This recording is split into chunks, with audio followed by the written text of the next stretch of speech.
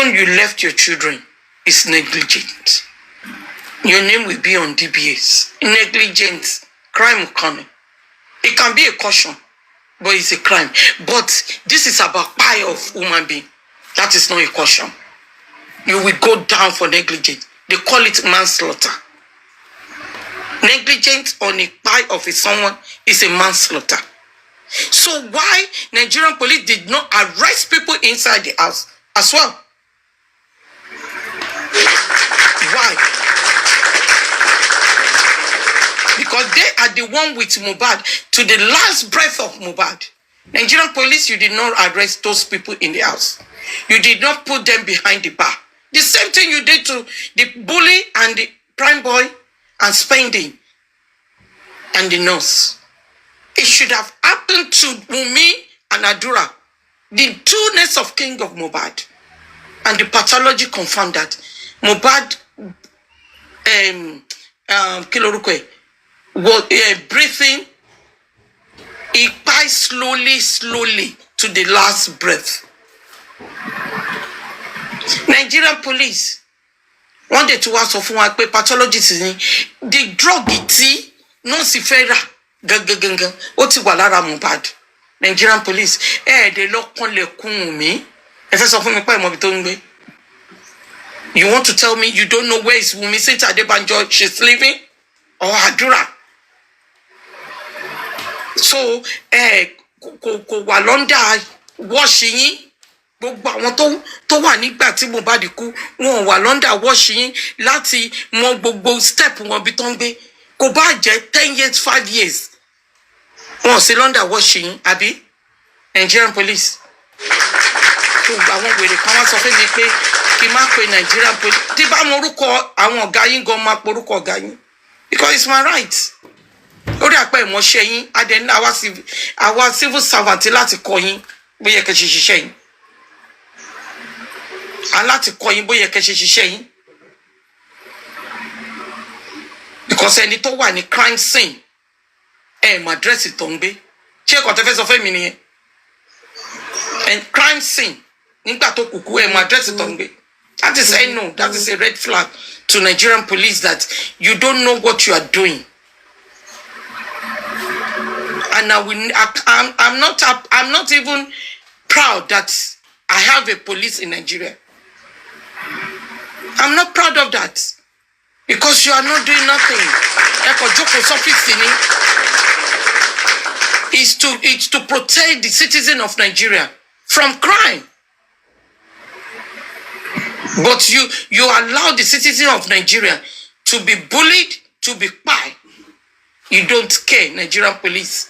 That is the importance of our citizen of Nigeria. That is what you are telling us. That you don't care if we are buying anyhow. But you will protect the criminal, the murderer. That is what Nigerian police is telling me. 8070. Kelebe me record there. That is what you are telling me, Nigerian police. Because I'm in the country that if that kind of thing happen, they will sell that house. There's no investigation. 31 report from the whole world. Mohbad case is not for Nigerian affairs, it's for the global. For what possible. So, General Avengers, thank you very much. Let me meet. Thank you, everyone. Thank you very much, General 8070. To be sincere, what the Nigerian police have done was done intentionally. It was not a professional lacuna. It was not an error committed because of the dimension of the operations. It was done intentionally. A case of homicide like that of Mohbad will not be the first to happen in Nigeria. Those cases were followed to the letters. But in the case of Mohbad, they allowed the witnesses and the killers to walk free without any surveillance. It was done intentionally. They are not interested in catching the killer of Mohbad. No forensic was done. Their phone numbers, their communications were not traced. No surveillance, nothing. They just allowed them to be walking free. as if nothing ever happened. They were protecting the interest of a political figure, the king, and that's why they decided to turn deaf ears and blind eyes to the case of Mohbad. So they knew what they were doing. They did it intentionally because they don't want the killer of Mohbad to be found. They don't want the killer of Mohbad to be found. That was what they did. Thank you very much. Let us have you, Gladiator Gugesi Di Mario, if you are there. Okay. Good evening, good afternoon, good morning. Can you hear me? Just what protocol observed. And Vengeance, thank you for that clarification. Because like I always said, the police are working in some state. It's Lagos State Police that failed this woefully because of what is attached to it. Because if you like we were treating the press conference that they gave us, we will hear that at the end the policeman said these are the narratives we were given. So no investigation was even carried out. And up till now, there's not been any update on that press release. No update. Exactly. No new one has been released. Imagine. Exactly. Narratives, not that the investigation we carried out. So on the narratives, there were so many flaws on the narratives.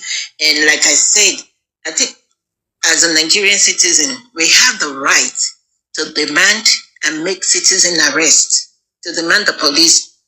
Because Wunmi fought Mohbad last.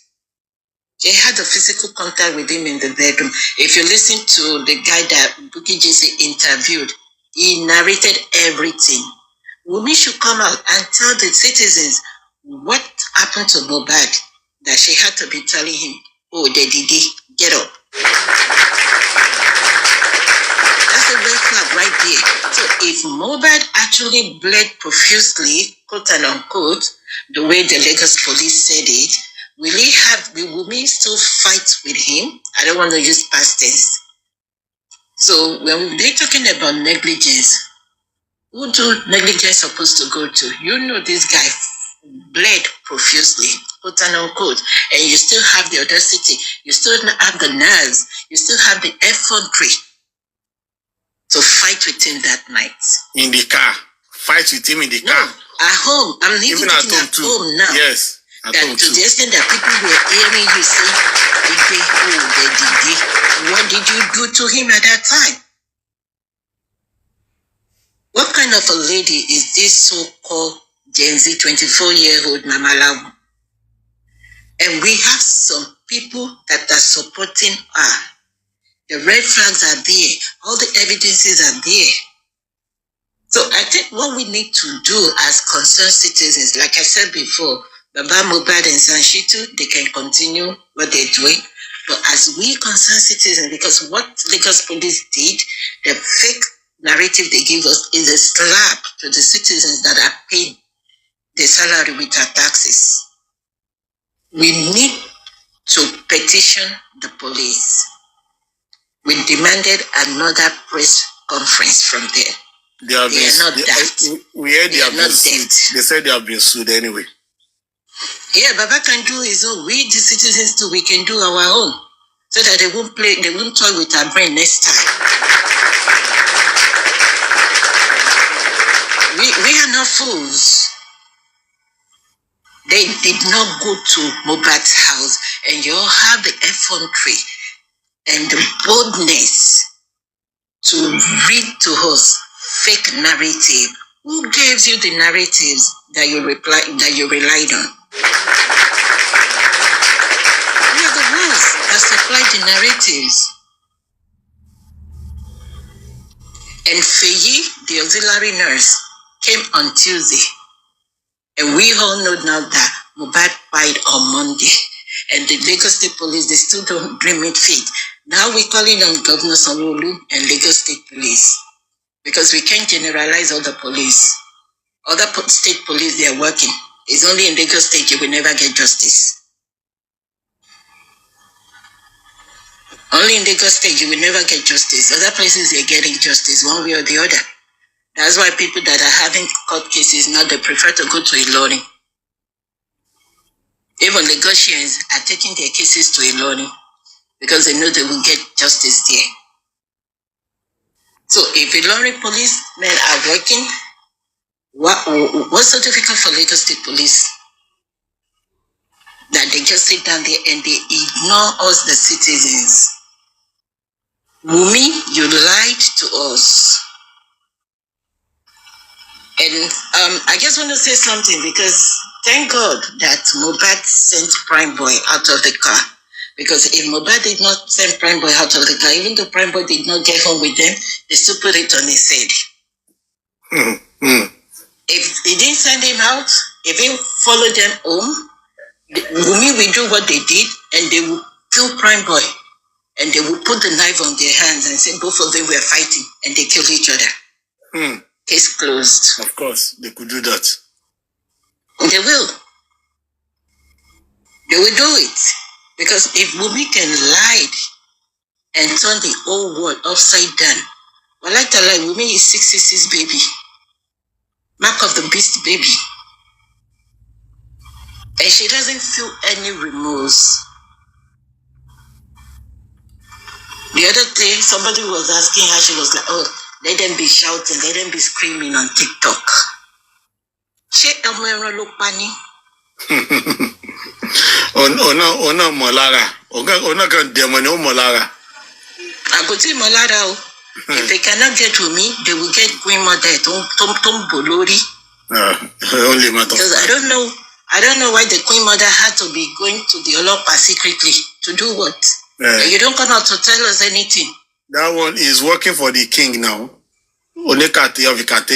I know. All of a sudden she turned herself to baby Nani or Songongo. Àti ìgbà wo ni Mohbad ti kú kò rí bí àmúgbà yẹn láti babysit láti tọ́jú. So like I said, we need online petition. We need to petition this police to do the work. If not, we will be pushing Aboloba, postponing the date. But when they see that the citizens meant business, they will sit up. We are not playing. So we can do our own, while Babaloba and Sanshito is also doing their own on the side. Because how can you tell us, the doctor said BID. You Olopa, you are telling us that 1440 and 1530 or whatever. 1440 is 240. Why 15 is 3? How many hours to the hospital? Because they told us there was traffic on the road and they put Mohbad on Okada, on machine, to the hospital. Putting a dead body. Putting a dead body on Okada. Okada, the dead body that did not leave the dead body. And you, the police, you read to us that the death certificate was issued and given to Wunmi. And when Baba Mohbad came to your police station, you did not say that to Joseph Aloba. You didn't tell him that. How did you, the police, know that the death certificate was issued and given to him? And you didn't tell Joseph Aloba, and you allow him to be carrying the corpse back and forth, back and forth. The hospital give them the certificate, take this body to government mortuary, Abibeko, and those evil kids, evil children, decided to take the body home. That's a best step. No befitting lie in state. Once you come on your bill, and then idiot, they joke and then support you. No befitting lie in state. Who called this lawyer? Who called the 2 affairs before the father got there?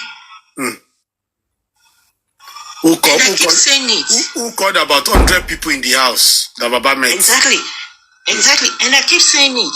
Iya Wunmi was not in America then. She was still in Nigeria. I want to read Nile Mohbad Nijo Monday, worry. I want to read Nile Mohbad Nijo Tuesday, worry. But she was hiding for Baba Mohbad. Iya Wunmi was there. She threatened Iya Mohbad and Adura. Ìgbà táwọn yẹn ń jarí. Sorrow. So those people, they just don't go under the radar for nothing. They even broke Iya Mohbad's leg now. Okay. According to Kotika exactly. Okay, so they just didn't keep quiet for nothing. So Jumoke, she was in Mohbad's house that Monday. So who invited the Alpha? Baba Mohbad Okinshala Alpha. No. And you took the body home and you did not even tell the father. You have the nerve, you have the audacity. That is powerful babe.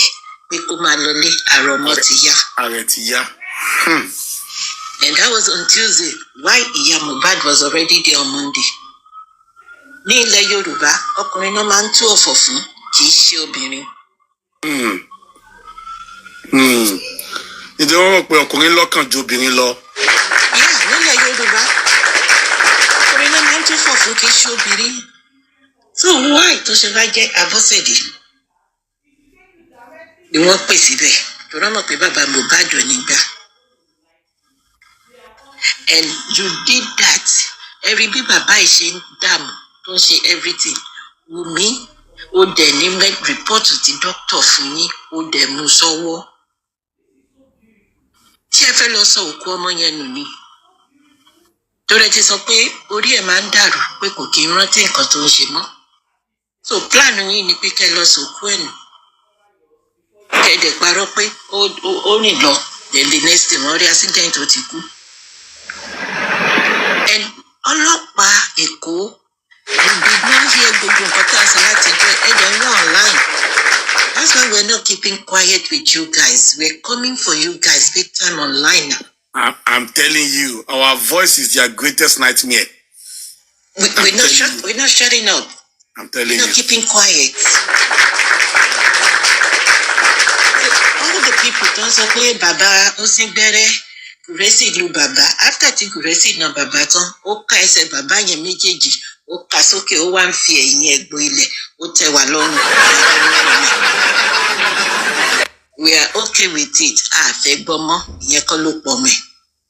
Wunmi ló pa Mohbad sínú ilé níjọ́ Monday. Kí Wunmi jáde, ó wá sọ fún wa pé nǹkan. Ó wá sọ nǹkan tó ṣe fún, tó fi ń sọ pé dìde, ó dẹ̀ dìde nílẹ̀. Ọmọ ọkùnrin kí ọmọbìnrin máa sọ̀rọ̀ báyẹn pé kó dìde. Kí ló ṣe fún ìwọ àtàwọn wọlẹ́jọ́ wà ní yàrá? And then, don't forget, sorry to interject you. Spenny said when they got home that they met some people already in the house. Exactly. Àdúrà náà dẹ̀ sọ pé ìgbà tó ń lọ fún wọn ní fóònù Mohbad ní yàrá, ọnìkan ló nawọ́ tó gba fóònù. Ó ṣàdánwò Wunmi mọ́. Kò rí ojú ẹni tó gbà. He said it as his corona. Mysterious hand. Mysterious hand in here. So who were the mysterious hand nínú yàrá tó nawọ́ gba fóònù? So Wunmi should come out and explain all this to us. Those are the things we're demanding from Lagos Police, Nigerian Police, Lagos Branch, or Alagmo, Kinonpe section Timo. Those are what we needed answers for. Now we're serious. General, serious. Ẹ má bínú mà, mo fẹ́ béèrè nǹkan kan lọ́wọ́ yín. Ẹ máa ń tà láti, àwọn èèyàn kan máa ń tà láti sọ pé it's not Nigerian police, it's Lagos State Police. No. The IG of the head of them, when the issue Olatunji happened, IG traveled from Abuja to Kwara to Ilorin. Kí ló ṣe IG lórí case Mohbad? That is the question I'm asking. So I'm going to meet. So it's Nigerian police altogether. My thing is, I don't like stereotyping. So I like to specify. Even gonna be Timowa, I don't like stereotyping. So I like to specify. So Tibanso Lagos, so that's why I keep saying Lagos police. Because similar things happen after Ibadan. They did what they had to do immediately after Mohbad case. And the same thing in Edo and the same thing in other places. So I'm not going to generalize. I want to don't feel woefully.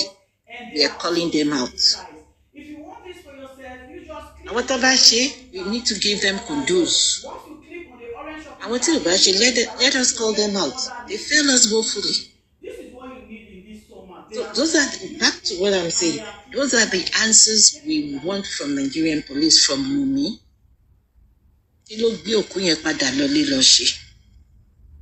Because all the 5 hospital rules. So Wunmi mọ iṣẹ́ ju doctor tó ní kán gbé òkú lọ sí mortuary ni tó fi decide àti gbé lọlé. The first time when okay, I will believe the first hospital so they went to the second one. So kí náà gbé lọlé fún. And don't forget, Gladiator Gracie, the dead body was in stage 3 of death. Oh yes, stage 3 and 4. Ó ti kú pátá. Òmí ní pé wọ́n lọ fún ní press up. Ó ní wọ́n lọ fún ní press up. Lọ́mọ kúyà ló máa rí. Press up kan lọ́mọ kúyà ni. Press up.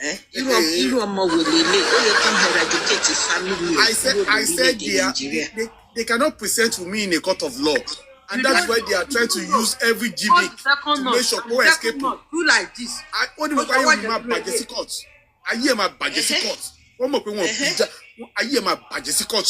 Wọ́n ló ṣe ń wọ́n náà ti yọ́kò nínú kéèsì yẹn sẹ́. Ìrọ̀lẹ́ ni wọ́n pa. You know, to manipulate. We shall see. Okay.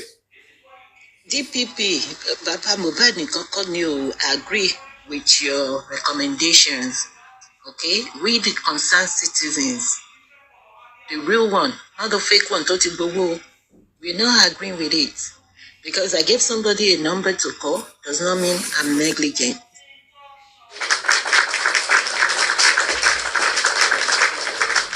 If he bled all the way, Mommy Gracie. Oh yeah, see, bring the clothes.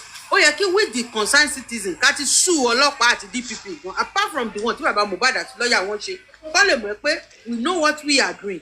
Àwọn tó rí wọn ò pé àwọn olè. Exactly, we are not playing. We are not playing. We will start an online petition.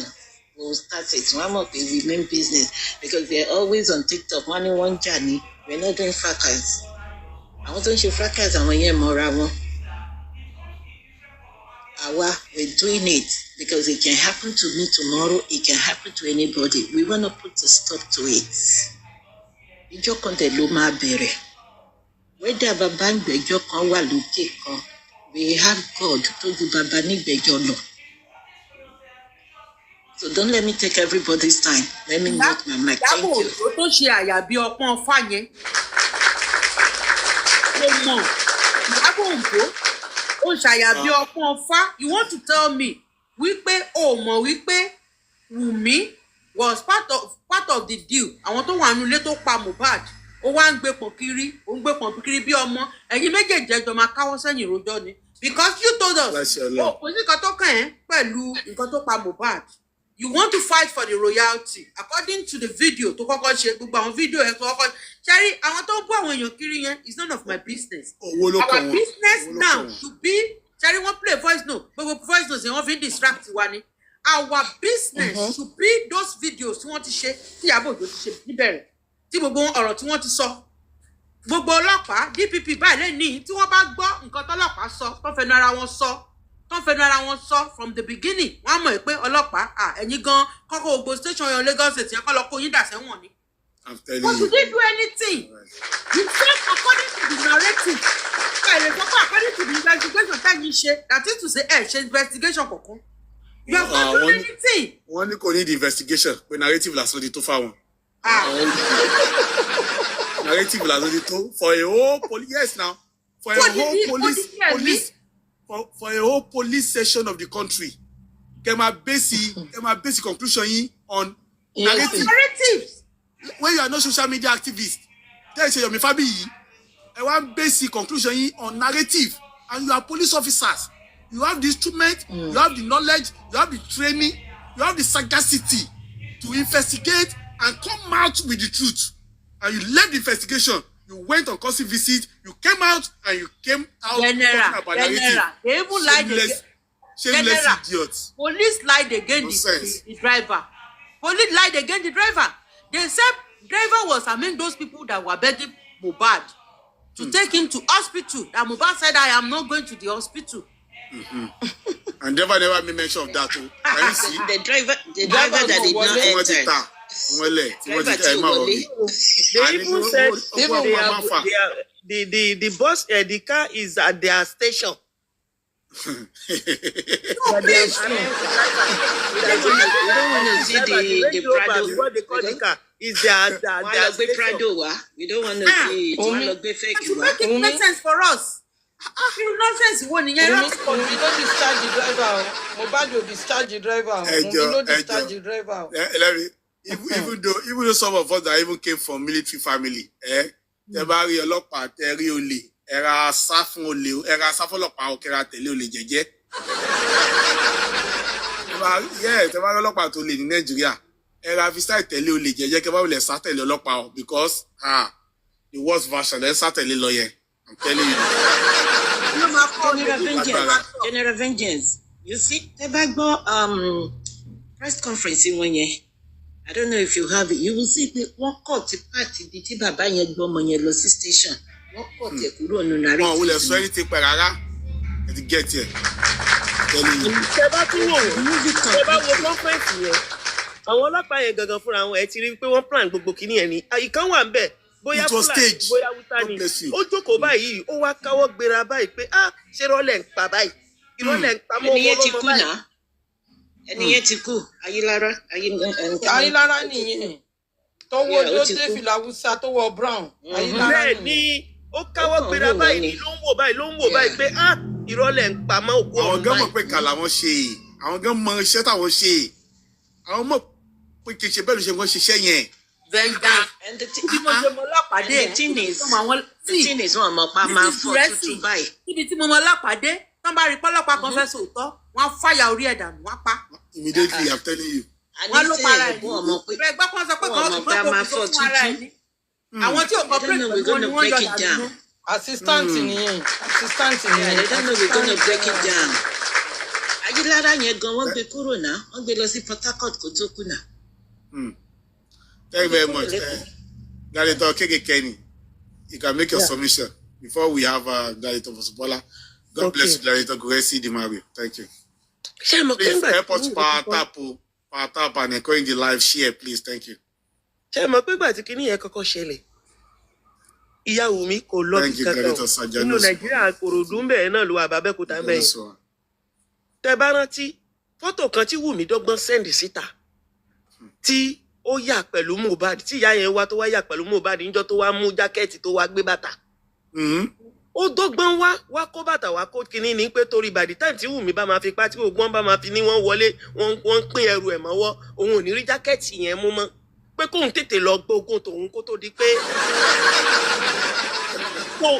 pé tóun bá kúrò tán òun lè pretend. Ó bá di pé wọ́n máa pín fún ẹlòmíì. Jákẹ́ẹ̀tì yẹn wọ́n máa pín mọ́wọ́. Jákẹ́ẹ̀tì yẹn dẹ̀ ti wọ̀ lójú àti bàtà yẹn already láti ìgbà tọ́mọ ẹ ti dé láti London. Bàtà wá dàbí bàtà ìwòrò lẹ́sẹ̀. Have you forgotten? There was one story tá ń kà nígbà tó wà ní primary school gbà yẹn. Ẹ̀yin náà rántí story yẹn. Ìwòrò tó wọ bàtà kan báyìí. Ó dàbí pé ó fi sáà gba bàtà yẹn lọ́wọ́ ẹnìkan tó wọ bàtà ní. Mo ti gbàgbé story yẹn.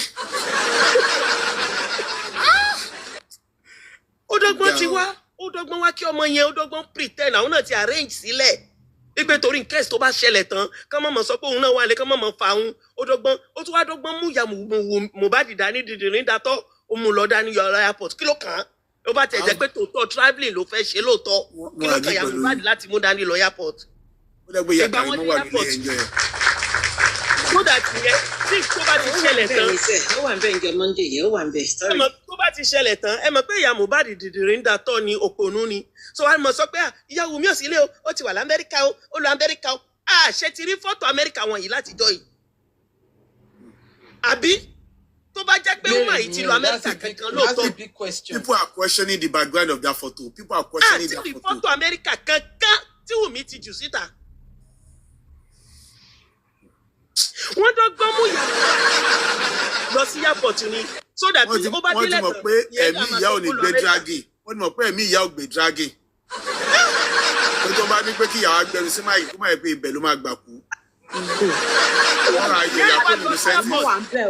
ó wá lọ dúró ẹ̀rí nígbà ní airport mi tó kó àwọn ẹ̀kú aṣọ kan gbéra bíi táyán ó wá ya fọ́tò níbẹ̀ ó wá dúró bí olóòórùn fọ́tò yẹn nìkan ní Muritala airport lẹ́gbẹ̀ẹ́ kan bí ẹni tó fẹ́ òun àti báàgì tó rù lọ́bẹ̀ náà nìyẹn bíi kangaroo báyìí. wọ́n mú sẹ́gbẹ̀ẹ́ ya ni. ìtàlọ́ ti yà wọ́n wọlé òun náà gbéra bíi ti wèrè. ìyẹn bọ́ síbi ẹ̀ka yà evidence lélẹ̀. ìyẹn wọ́n wá ya fọ́tò yẹn. they need to check our artillery flight ticket ẹ̀ wọ́n ní láti check ẹ̀sẹ̀ ẹ má wọrí sẹ́ àti passport ẹ̀ wọ́n láti provide gbogbo everything. wọ́n máa gbọ́n ẹ bá èké ọ̀rọ̀ àìtí mi ṣá sí náà. America must okay. This is a murder case. America must have wọ́n kó má tètè jẹ́wọ́ Trump á fi sọ̀kò dànù sí Nàìjíríà. gbogbo ìtàn sọ American brother máa ti gbà tó wọlé. báwo wọ́n ma wọ́n lé àwọ̀ síta wọ́n plan everything ni. It's a plan work. Ẹ bá lọ wo inú kiri kan tí Karimo fi dọ́gbọ́n sọ̀rọ̀ yẹn náà. Bàtà kan tó lọ gbé jáde kò tiẹ̀ jọ bàtà tí bàtà kíní gan rárá bàtà tí ìyá yẹn lọ kó lé ilé Mohbad. Bàtà jọ bàtà Mohbad rárá. Substituted method ló lò fún bàtà yẹn. bàtà ọkọ ẹ̀. Bẹ́ẹ̀ni. Ní ọjọ́ mọ̀ pé wọ́n rán Karimo wá kó wá distract wa ni. Bẹ́ẹ̀ni pé errand boy làgàtà mọ̀ pẹ̀ àwọn olófin. Kó wá distract. Bẹ́ẹ̀ni. Yes. Pọ́ọ̀tì tí wọ́n gbé fún òun yẹn pé kó máa sọ nìyẹn pé ìwọ wa ó mọ̀ káwọn ìwọ wa máa pariwo wípé kí ni Mohbad ṣe fún dáàdì ẹ̀ tó fi ní kán tètè sí so that ibẹ̀ làwọn èèyàn fókọ̀sì sí pé wáyé tó fi tètè sí ọmọ ẹ̀ lóòótọ́. Ẹ̀yin dẹ̀ ní ẹ̀gbẹ́ kínní sílẹ̀ tó fi lè tọ́jú ọmọ yẹn síbi tó yẹ kán tọ́jú ẹ̀ sí. So ẹ mọ bí kéèyàn sọ pé ìwọ ló ó jalè olóko ìwọ ló tún ké mọ́ lólóko àbí òun náà ti máa ń pòwe yẹn. Ìwọ ló olóko wá jalè ìwọ ló tún olóko kó mú kán mú. Mi ìrírú àwọn èèyàn báyìí rí o ẹ̀dẹ̀ plan àti ìyá àtọmọ àti bàbá yẹn náà ẹ̀rí pátá tí wọ́n pọ̀ ọmọ yẹn tán òun náà ló lọ joyè láàrin 2 weeks after wọ́n lọ fún yẹn náà lóde. kékeré ni ẹ la bàbá yẹn ẹ jọ ẹ sọ bàbá tẹ̀ ń sọ kọ́ má lọ mú lójú bàjẹ́. bàbá Wunmi ni mò ń sọ àti ìyá Wunmi. ṣẹ̀san. ṣẹ̀san bàbá Wunmi ó lọ joyè ní ọ̀dọ̀ Elégùṣì níbo ni wọ́n ti gbé tán ti ń fún lóyè oyè wípé ọmọ rẹ̀ ó parí iṣẹ́ rẹ̀ kọ́ nìyẹn. Ó parí assignment tán fún ọmọ rẹ̀ pé kó ṣe. pé ọmọ ẹ̀ fún lọ́kùnrin. ọmọ ẹ̀ fún lọ́kùnrin àbọ̀ ọmọ rẹ̀ bá wọn pa Mohbad. ọmọ rẹ̀ ní Wunmi. ọmọ Ṣẹ̀san ní Wunmi tó pa Mohbad. lọ́mọ olórí burúkú àgbákò yìí tó yẹ pé téèyàn bá sùn tó bá jí kò láàárọ̀ kùtùkùtù báyìí kó padà lọ sùn ni. Olórí burúkú ọmọ àlè. Mohbad sọ bẹ́ẹ̀ ó ti ń ṣe tipẹ́. kó lo oògùn ohun.